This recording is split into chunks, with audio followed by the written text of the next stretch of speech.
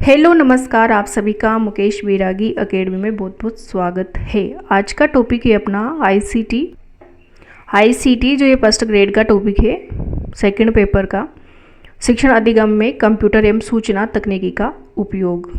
तो इसमें आईसीटी है और हार्डवेयर एंड सॉफ्टवेयर की अवधारणा है, प्रणाली उपागम है और कंप्यूटर सहायक अधिगम है, कंप्यूटर सहायक अनुदेशन है।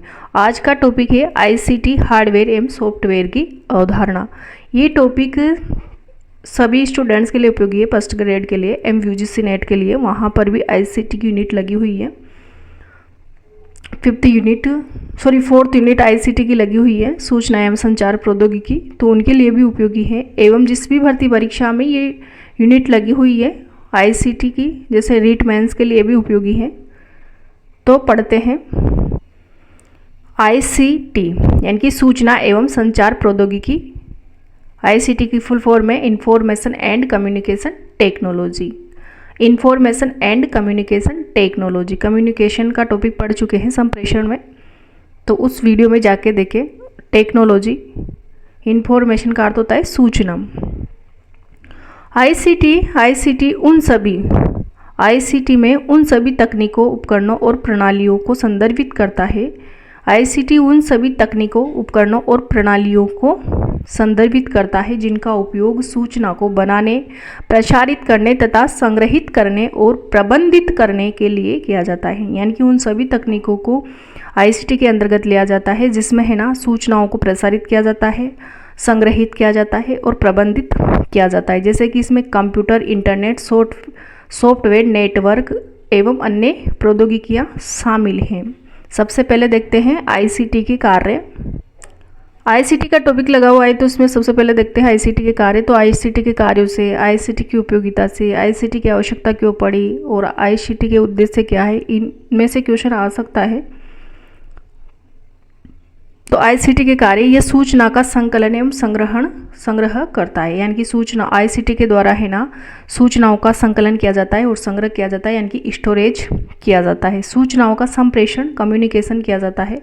आईसीटी सूचनाओं का कम्युनिकेशन करती है, यह सूचनाओं का प्रोसेसिंग करती है और ये सूचनाओं का पुनरुत्पादन, रिट्रीवल करती है। अगला देखते हैं आईसीटी के उपयोग। आईसीटी है ना विद्यार्थियों के लिए उपयोगी है, स्टूडेंट्स के लिए उपयोगी है और शिक्षकों के लिए उपयोगी है, मार्गदर्शन प्रदान करने वालों के लिए उपयोगी है, शोध कार्यों को गति प्रदान करने में सहायक है आईसीटी, और आईसीटी के द्वारा आंकड़ों एवं सूचनाओं के वृद्ध संग्रहण में सहायक है। आईसीटी के उपयोग से अब सूचना के आदान प्रदान में समय व स्थान बाधक नहीं रहे। शैक्षिक नियोजन कर्ता व प्रशासकों के लिए भी आईसीटी उपयोगी है। और आईसीटी है ना जैसे आंकड़ों के, सूचनाओं और वृद्ध संग्रहण में सहायक है, शोध कार्यों में सहायक है, और जैसे कि है ना कंप्यूटर तकनीकी ने कार्य करने की गति और क्षमता को बढ़ोतरी की है। कंप्यूटर की गति के अनुसार अभी कार्य करने की क्षमता में बढ़ोतरी हुई है कंप्यूटर से। आईसीटी के द्वारा है ना एक सूचना कई व्यक्तियों के द्वारा उपयोग में लाई जाती है आईसीटी के द्वारा, और जैसे आईसीटी के उपयोग से अब सूचना का आदान प्रदान अच्छे तरीके से होने लगा है। जैसे मोबाइल है, फ़ोन है, ईमेल है, चैट, वीडियो है, कॉन्फ्रेंसिंग है आदि के माध्यम से हम चाहे किसी भी व्यक्ति से संपर्क स्थापित कर सकते हैं इन मोबाइल, फ़ोन, ईमेल, चैट के माध्यम से। और इंटरनेट पर उपलब्ध सूचना को वृद्ध भंडार के रूप में देखा जा सकता है। इंटरनेट से बहुत उपयोगी है अभी आईसीटी के अंतर्गत। तो आईसीटी हमारे लिए बहुत उपयोगी है अभी सभी के लिए। इससे अभी है ना दैनिक कार्यों में रोजाना की सुविधा प्रदान होने लगी है। लुम्सडेने ने 1964 में शैक्षिक तकनीकी को मुख्यतः 3 भागों में बांटा था। इंपोर्टेंट है। लुम्सडेने ने 1964 में शैक्षिक तकनीकों को मुख्यतः कितने भागों में बांटा था? तो 3 भागों में बांटा था। जैसे शैक्षिक तकनीकी प्रथम और शैक्षिक तकनीकी द्वितीय और शैक्षिक तकनीकी तृतीय। ये अपने सिलेबस में है कि हार्डवेयर, सॉफ्टवेयर और प्रणाली उपागम। तो शैक्षिक तकनीकी प्रथम को हार्डवेयर उपागम कहते हैं, शैक्षिक तकनीकी द्वितीय को सॉफ्टवेयर उपागम कहते हैं और शैक्षिक तकनीकी तृतीय को प्रणाली उपागम कहते हैं। शैक्षिक तकनीकी में शैक्षिक तकनीकी प्रथम और शैक्षिक तकनीकी द्वितीय। तो शैक्षिक तकनीकी प्रथम को है ना कठोर शिल्प उपागम कहते हैं, हार्डवेयर उपागम कहते हैं। यानी कि हार्डवेयर उपागम किसे कहते हैं? तो शैक्षिक तकनीकी प्रथम को। और शैक्षिक तकनीकी प्रथम का दूसरा नाम है कठोर शिल्प उपागम। इसके अंतर्गत है ना कंप्यूटर है, स्लाइड प्रोजेक्टर है, ऑडियो प्रोजेक्टर है, वीसीआर है, ओवरहेड प्रोजेक्टर है और श्यामपट है। और शैक्षिक तकनीकी द्वितीय के अंतर्गत है ना इसको कोमल शिल्प उपागम भी कहते हैं। क्या कहते हैं? कोमल शिल्प उपागम, सॉफ्टवेयर उपागम। सॉफ्टवेयर उपागम और कोमल शिल्प उपागम शैक्षिक तकनीकी द्वितीय को कहते हैं, जिसमें है ना कंप्यूटर प्रोग्राम है। कंप्यूटर तो शैक्षिक तकनीकी प्रथम के अंतर्गत आएगा, लेकिन कंप्यूटर प्रोग्राम है ना इसके सॉफ्टवेयर तकनीकी के अंतर्गत आएंगे। कंप्यूटर प्रोग्राम, स्लाइड, रिकॉर्डेड सामग्री, वीडियो प्रोग्राम, ट्रांसपेरेंसीज और चौक का कार्य, ये किसके अंतर्गत आएगा? तो कोमल शिल्प उपागम के अंतर्गत। तो इसमें देखना है कि कौन सा हार्डवेयर के अंतर्गत आता है और कौन सा सॉफ्टवेयर उपागम के अंतर्गत आए। तो computer, slide projector, audio projector, VCR, overhead projector और श्यामपट्ट तो किस में आता है? हार्डवेयर उपागम में। सॉफ्टवेयर उपागम में कंप्यूटर प्रोग्राम, स्लाइड, रिकॉर्डेड सामग्री, वीडियो प्रोग्राम, ट्रांसपेरेंसी जो चौक का कार्य। कंप्यूटर प्रोग्राम की बात करें तो कंप्यूटर प्रोग्राम वो होता है इसके माध्यम से उच्च स्तरीय भाषा में लिखे गए आदेशों को एक श्रृंखला होती है। इसमें एक प्रोग्राम में केवल एक ही भाषा का प्रयोग किया जाता है। किसी भी भाषा के प्रोग्राम को कंप्यूटर से निष्पादित करने में पूर्व उस भाषा का इंटरप्रेटर या कंपाइलर कंप्यूटर में होना अनिवार्य है।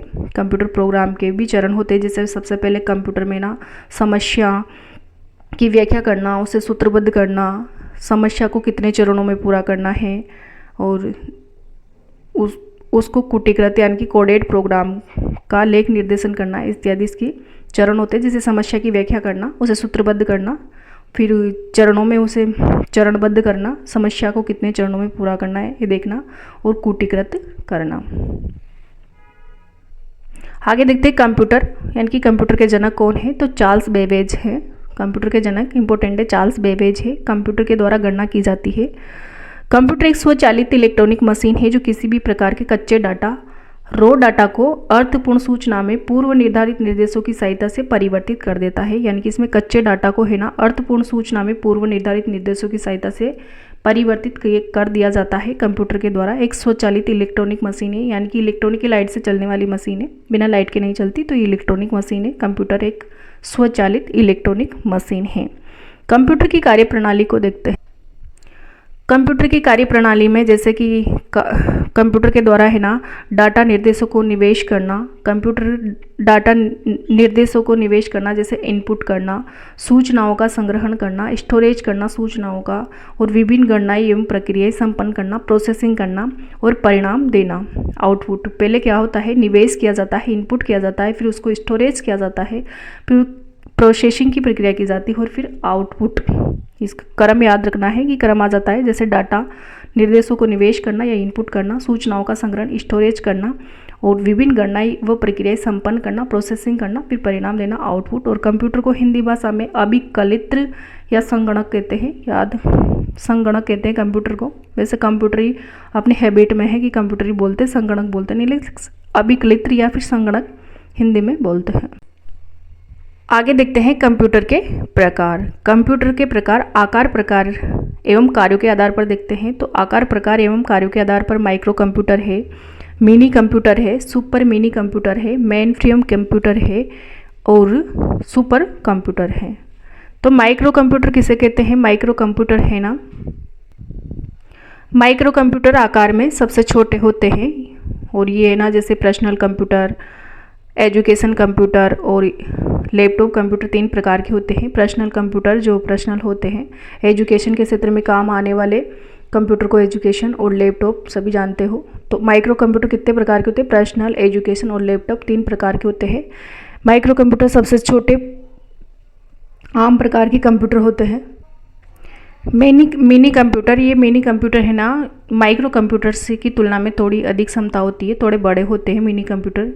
इन कंप्यूटरों के माध्यम से है ना जो जैसे कि कंप्यूटर व्यवसायिक संगठनों में उपयोग किया जाता है इनका, और ये आमतौर पर मध्यम आकार के होते हैं लेकिन माइक्रो कंप्यूटर से थोड़े बड़े होते हैं। इनकी क्षमता माइक्रो कंप्यूटर से अधिक होती है। सुपर मिनी कंप्यूटर और main frame computer.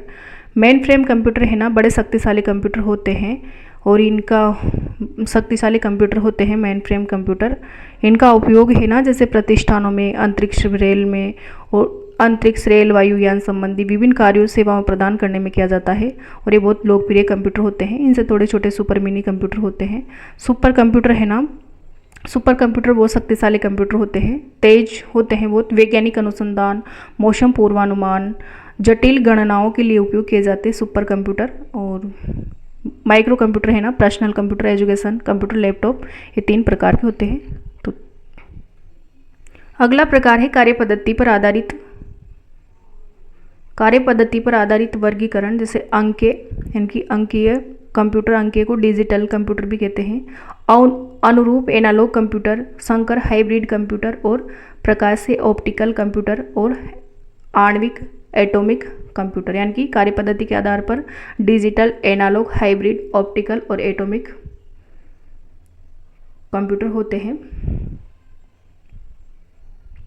Digital computer की बात करें ना, तो डिजिटल के द्वारा कंप्यूटर में संख्याओं या प्रतीकों, डेटा को संसाधित किया जाता है, यानी कि प्रोसेस्ड किया जाता है। सामान्य रूप से ये सबसे आम प्रकार के कंप्यूटर होते हैं डिजिटल। और जैसे एनालॉग कंप्यूटर की बात करें तो ये भौतिक मात्राओं को मापते हैं, जैसे तापमान हो गया, दबाव, गति और वैज्ञानिक एवं इंजीनियरिंग अनुप्रयोगों में उपयोग किया जाता है इनका। हाइब्रिड का है ना, हाइब्रिड कंप्यूटरों का एनालॉग और डिजिटल कंप्यूटरों का संयोजन है, इन दोनों का संयोजन है हाइब्रिड। इनके द्वारा है ना कुछ विशिष्ट अनुप्रयोगों में उपयोग किया जाता है, विशिष्ट कार्यों में उपयोग किया जाता है इनके द्वारा। रोबोट निर्माण में बहुत अधिक प्रयोग किया जाता है इनका, रोबोट निर्माण में इत्यादि में। और ऑप्टिकल कंप्यूटर है ना, मीटर की दूरी नापने में किया जाता है ऑप्टिकल कंप्यूटर को विकास। और आणविक कंप्यूटर है ना, जो आणविक कंप्यूटर का उपयोग है ना, आणविक का उपयोग परमाणुओं में किया जाता है एकीकृत करने में। ये ना अमेरिका की कार्नेगी इंस्टीट्यूट में इम्पोर्टेंट है, वहाँ के द्वारा विकसित किया गया है। आगे देखते हैं कंप्यूटर की पीढ़ियाँ। तो कंप्यूटर में है ना अभी तक 5 पीढ़ियाँ हैं, जैसे प्रथम पीढ़ी, द्वितीय पीढ़ी, तृतीय पीढ़ी, चतुर्थ पीढ़ी और पंच पीढ़ी। प्रथम पीढ़ी की बात करें तो 1940 से 1956 ईस्वी तक के समय को प्रथम पीढ़ी के अंतर्गत गिना जाता है। इसमें है ना, इस पीढ़ी में वैक्यूम ट्यूब का उपयोग किया जाता है। इसमें वैक्यूम ट्यूब का, तो क्वेश्चन आ जाए वैक्यूम ट्यूब का उपयोग कौन सी पीढ़ी में होता है? ट्रांजिस्टर का और इंटीग्रेटेड सर्किट्स का, माइक्रो प्रोसेसर्स का। तो इनमें से क्वेश्चन आता है, नेट में भी क्वेश्चन आता है यहाँ से। तो वैक्यूम ट्यूब का उपयोग है ना प्रथम पीढ़ी के अंतर्गत किया जाता है। इसमें मशीनी भाषा और बाइनरी कोड का उपयोग किया जाता है। बहुत बड़ा आकार होता है इनका और बिजली की खपत भी ज़्यादा होती है इसमें। जैसे एनीहैक कंप्यूटर, इसके उदाहरण है एनीहैक कंप्यूटर, यूनिवेक कंप्यूटर और एडीवेक कंप्यूटर। ये इनके उदाहरण है, एनीवेक और यूनिवेक प्रथम पीढ़ी के उदाहरण है। द्वितीय पीढ़ी को देखते हैं तो द्वितीय पीढ़ी का समय है 1956 से 1963 ईस्वी। 1956 से 1963 ईस्वी। इसमें है ना ट्रांजिस्टर, द्वितीय पीढ़ी में वैक्यूम ट्यूब की जगह है ना ट्रांजिस्टर का उपयोग किया गया था और ये आकार में छोटे हो गए थे, इनकी गति भी बढ़ गई थी। और जैसे ही इनके उदाहरण हैं, आकार में छोटे हो गए थे। इसमें उच्च स्तरीय भाषाओं का प्रयोग किया गया था, जैसे फोटोन।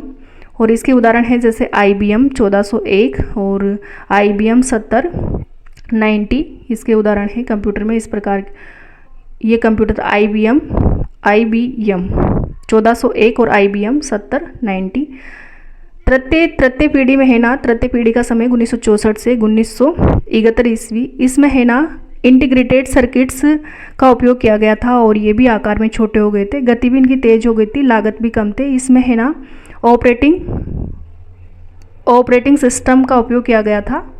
इंटीग्रेटेड सर्किट्स के अंतर्गत ऑपरेटिंग सिस्टम का उपयोग किया गया था। ये छोटे छोटे लिख रखे हैं मैंने, ये रिवीजन नोट्स के रूप में। अगर आपने यहाँ से रिवीजन कर लिया तो आपका क्वेश्चन सही हो जाएगा।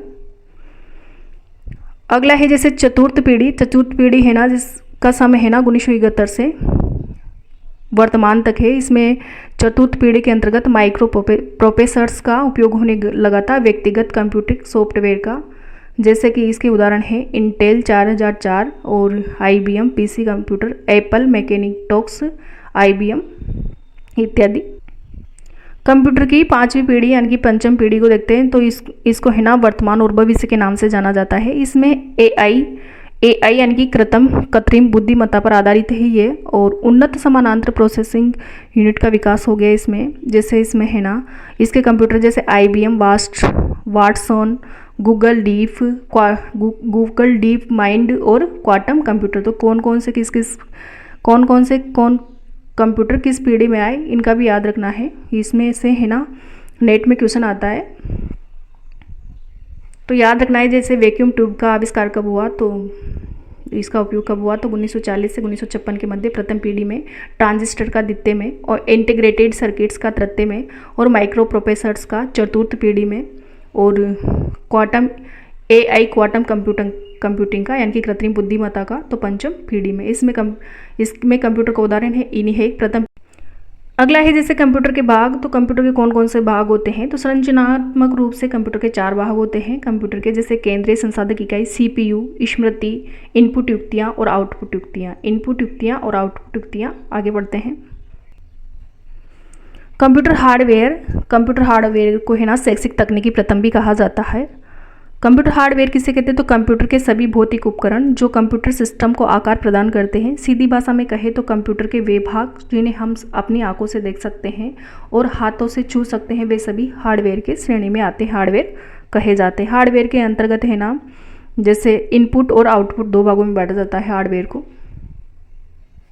हार्डवेयर में है इनपुट किसे कहते हैं, वे उपकरण जिनका उपयोग है ना कंप्यूटर में डेटा या जानकारी दर्ज कराने के लिए किया जाता है, यानी कि जिनके द्वारा किसी भी कंप्यूटर में कोई भी डाटा डाला जाता है, उसे ही क्या कहते हैं, इनपुट कहते हैं। जैसे वे उपकरण जिनका उपयोग कंप्यूटर में डेटा या जानकारी दर्ज करने के लिए किया जाता है, उन्हें इनपुट डिवाइस कहते हैं या इनपुट उपकरण कहते हैं। जैसे कीबोर्ड के माध्यम से है ना अपन इसमें 101 कीज होती हैं, और कीबोर्ड के द्वारा किसी भी सूचना को कंप्यूटर में डाल सकते हैं। जैसे माउस है और स्कैनर है, वेब कैमरा है, जॉयस्टिक है, बार कोड रीडर, माइक्रोफोन है, टच स्क्रीन है, ये सभी क्या है, इनपुट डिवाइस है, इनपुट उपकरण है। तो याद रखना है कि कौन सा इनपुट है कि कौन सा आउटपुट है। यहाँ से क्वेश्चन आता है, keyboard, mouse, scanner, web camera, joystick, bar code reader, microphone और टच स्क्रीन।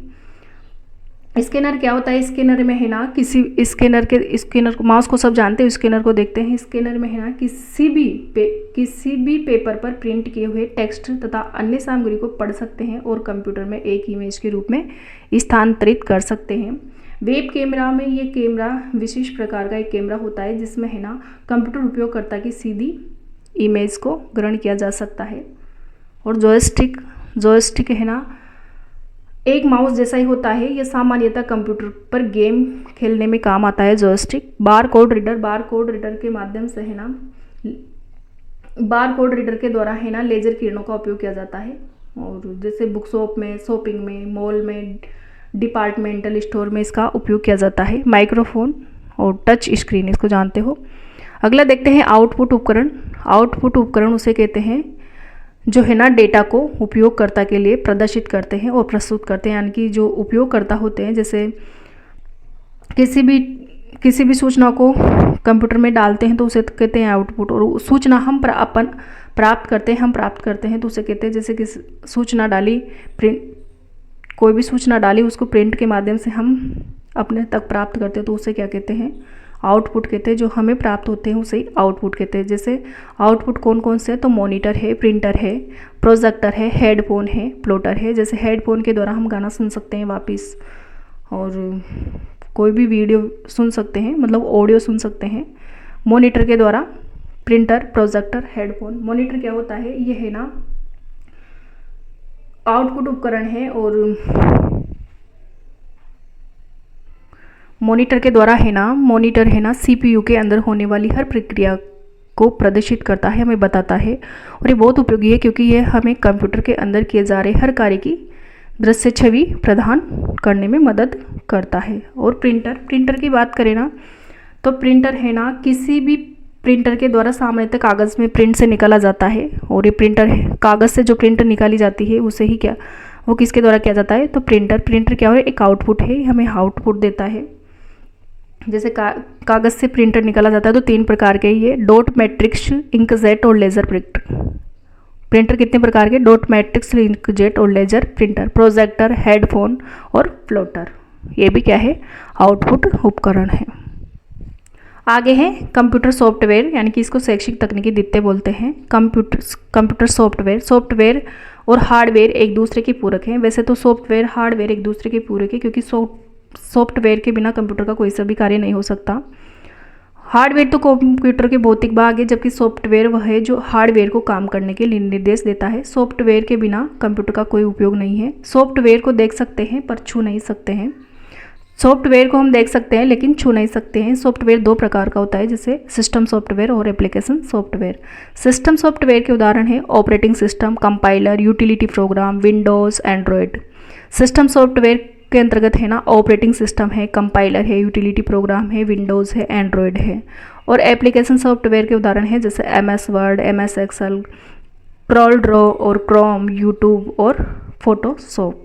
एप्लीकेशन सॉफ्टवेयर के उदाहरण है MS Word, MS Excel, Corel Draw और क्रोम, यूट्यूब और फोटोशॉप। ये क्वेश्चन आ सकता है कि कौन सा सिस्टम सॉफ्टवेयर है, कौन सा एप्लीकेशन सॉफ्टवेयर है। जैसे MS वर्ड निम्नलिखित में से है, सिस्टम सॉफ्टवेयर, एप्लीकेशन सॉफ्टवेयर, या फिर दोनों, या फिर कोई सा भी, तो एप्लीकेशन सॉफ्टवेयर है। तो ये उदाहरण याद करने हैं कि कौन सा एप्लीकेशन सॉफ्टवेयर है और कौन सा सिस्टम सॉफ्टवेयर है। आगे है CPU का पूरा नाम है सेंट्रल प्रोसेसिंग यूनिट। और CPU को है ना कंप्यूटर का दिमाग या मस्तिष्क या फिर ब्रेन भी कहा जाता है, ब्रेन ऑफ कंप्यूटर। इसको CPU का कंप्यूटर का ब्रेन कहा जाता है। ये कंप्यूटर के सभी कार्यों को नियंत्रित करता है और संसाधित करता है, यानी कि कंप्यूटर को कंट्रोल करता है एवं प्रोसेस्ड करता है। संसाधित का मतलब यह प्रोसेस्ड करना। प्रोग्राम को चलाने और कंप्यूटर सिस्टम को संचालित करने के लिए आवश्यक गणना करता है CPU।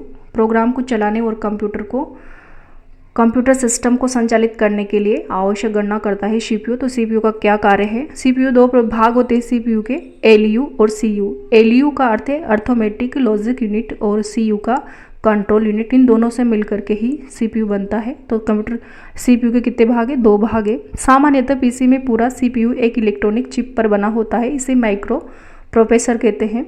माइक्रो प्रोसेसर किसे कहते हैं? तो सामान्यतः PC में पूरा CPU एक इलेक्ट्रॉनिक चिप पर बना होता है, उसे ही क्या कहते हैं? माइक्रो प्रोसेसर कहते हैं। आगे देखते हैं कंप्यूटर की मेमोरी। तो मेमोरी एक ऐसी जगह है जहाँ डेटा और निर्देशों को संग्रहित किया जाता है। मेमोरी एक ऐसी जगह है कंप्यूटर में जहाँ पर डेटा और निर्देशों को संग्रहित किया जाता है। मेमोरी दो प्रकार की होती है, प्राथमिक मेमोरी और द्वितीयक मेमोरी। प्राथमिक मेमोरी है ना अस्थायी होती है। इसमें संग्रहित की गई सूचनाओं को कंप्यूटर में ऑन रहने तक ही संग्रहित किया जाता है, यानी कि कंप्यूटर तो जब तक ऑन करते हैं तब तक ही ये सूचनाएं रहती हैं कंप्यूटर में, तो ऑन करने तक ही सीमित है ये, तो अस्थायी यही है। प्राइमरी मेमोरी कहते हैं इसे, जैसे रैम और रोम। इसके उदाहरण है प्राथमिक मेमोरी के रैम और रोम। दो प्रकार की होती है रैम और रोम। रैम को है ना रैम का पूरा नाम है रैंडम एक्सेस मेमोरी। और डी रैम और एस रैम, इसके दो प्रकार है, डी रैम और एस रैम। तो डी रैम और एस रैम किसके अंतर्गत है? प्राथमिक मेमोरी के, प्राइमरी मेमोरी के अंतर्गत।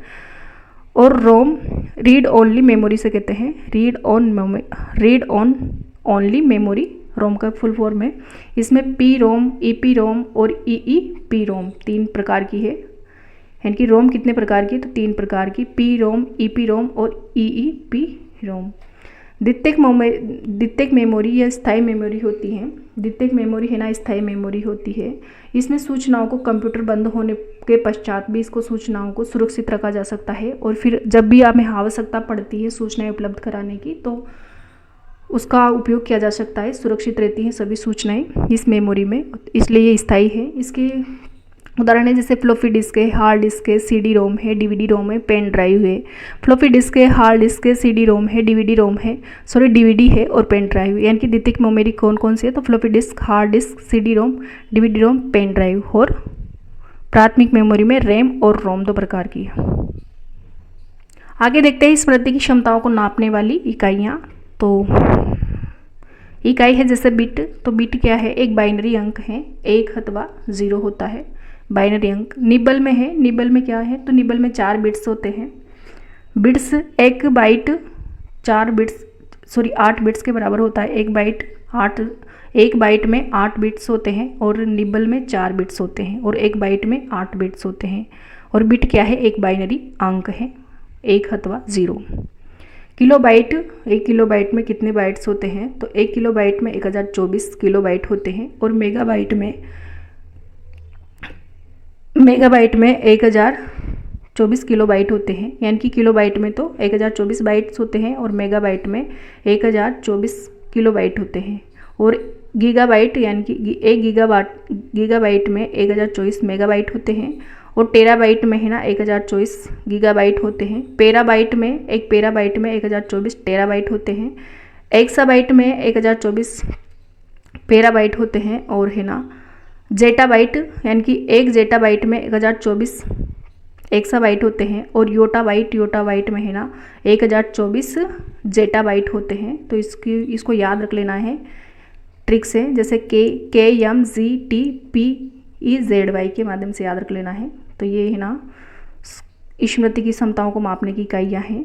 यानी कि 1 किलोबाइट में कितने बाइट्स होते हैं? तो 1024। फिर है ना यहाँ से कम कर देना है, जैसे माइनस कर देना है। तो MB, KB, MB, GB, TB, PB और EB और ZB यानी कि KMGTPEZY। कंप्यूटर प्रोग्रामिंग भाषा। तो कंप्यूटर प्रोग्रामिंग भाषा है ना 3 प्रकार की भाषा होती है, जैसे मशीनी भाषा, असेंबली भाषा या सिंबल लैंग्वेज। उच्च स्तरीय प्रोग्रामिंग भाषा। उच्च स्तरीय प्रोग्रामिंग भाषा इंपॉर्टेंट है, यहाँ से क्वेश्चन आता है। जैसे कौन कौन सी उच्च स्तरीय प्रोग्रामिंग भाषा होती है? तो फोर्ट्रॉन है, कोबोल है, बेसिक है और अल्गोल है, पास्कल है, लिस्प है, प्रोलोग है, जावा है, HTML है, CC+ है, सी है और लोगो है। Fortran, COBOL, BASIC, ALGOL, Pascal, Lisp, Prolog, Java, HTML और CC+ और सी और लोगो इत्यादि क्या है? उच्च स्तरीय प्रोग्रामिंग भाषा है। जैसे फ्रेमवेयर, कंप्यूटर फ्रेमवेयर किसे कहते हैं? तो हार्डवेयर और सॉफ्टवेयर का ये फ्रेमवेयर है ना, हार्डवेयर और सॉफ्टवेयर का संयुक्त रूप होता है। फ्रेमवेयर एक प्रकार का सॉफ्टवेयर है जो हार्डवेयर डिवाइस में है ना एम्बेडेड होता है और उसके बुनियादी कार्यों को नियंत्रित करता है। इनकी हार्डवेयर और सॉफ्टवेयर का एक संयुक्त रूप है। एक प्रकार का ये सॉफ्टवेयर होता है जो हार्डवेयर डिवाइस में एम्बेडेड होता है, उसके बुनियादी कार्यों को यानी कि हार्डवेयर के बुनियादी कार्यों को नियंत्रित करता है फ्रेमवेयर। यहाँ से यूजीसी नेट में क्वेश्चन आता है। प्रीवेयर क्या होता है? तो प्रीवेयर एक मुफ्त में उपलब्ध सॉफ्टवेयर है, यानी कि मुफ्त में उपलब्ध, डाउनलोड कर सकते हैं इसको, लेकिन है ना आमतौर पर ये मालिकाना होता है, इसमें अपना हक नहीं होता। इस स्रोत कोड को बदलने की हमें अनुमति नहीं होती, लेकिन डाउनलोड करके इसका उपयोग किया जा सकता है। अगला है जैसे मेलवेयर। मेलवेयर एक दुर्भावनापूर्ण सॉफ्टवेयर होता है जिससे कंप्यूटर सिस्टम को नुकसान पहुंचाने, डेटा चुराने या अनधिकृत पहुंच प्राप्त करने के लिए डिज़ाइन किया जाता है। इसे मेलसियस सॉफ्टवेयर भी कहा जाता है। मेलसियस सॉफ्टवेयर का क्या है? संक्षिप्त रूप है मेलवेयर। इसके कई रूप हो सकते हैं, जैसे virus, worm, Trojan horse, spyware और एडवेयर और ransomware. Virus, worm, Trojan horse, spyware और एडवेयर और रैनसमवेयर क्या है? मेलवेयर के ही प्रकार है। कंपाइलर किसे कहते हैं? तो ये उच्च स्तरीय भाषाओं को मशीनी भाषा में परिवर्तित करता है कंपाइलर। जैसे लेन, वेन क्या होता है? तो लेन का पूरा नाम है लोकल एरिया नेटवर्क, मेन का है मेट्रोपॉलिटन एरिया नेटवर्क और वेन का है वाइड एरिया नेटवर्क। यहाँ से भी क्वेश्चन आता है इसकी फुल फॉर्म से संबंधित। तो ये था आज का टॉपिक सूचना एवं संचार प्रौद्योगिकी, ICT का शॉर्ट नोट्स के रूप में रिवीजन है ये। तो रिवीजन, अगर आपने अभी तक रिवीजन नहीं किया तो रिवीजन कर लेना। वीडियो देखने के लिए आपको बहुत बहुत धन्यवाद। अगर आप चैनल पे नए हो तो सबसे पहले चैनल को सब्सक्राइब कीजिए ताकि इस प्रकार के नोट्स आपको मिलते रहे। और वीडियो अच्छा लगे तो लाइक भी करें, शेयर करें एंड कमेंट बॉक्स में कमेंट भी करें कि आप मिस्टेक भी बता सकते हो और अच्छा लगा या बुरा लगा ये भी बता सकते हो। Okay, thank you.